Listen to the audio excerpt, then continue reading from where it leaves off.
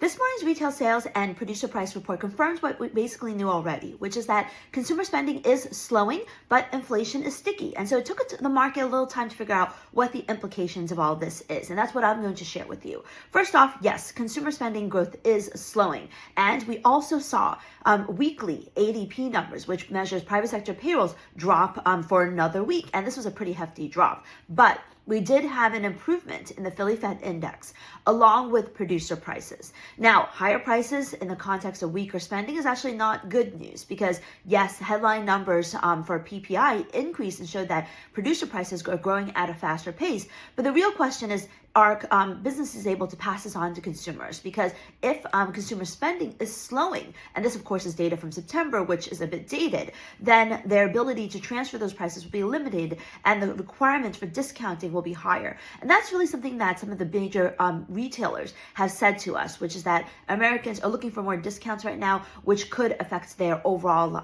profit margin.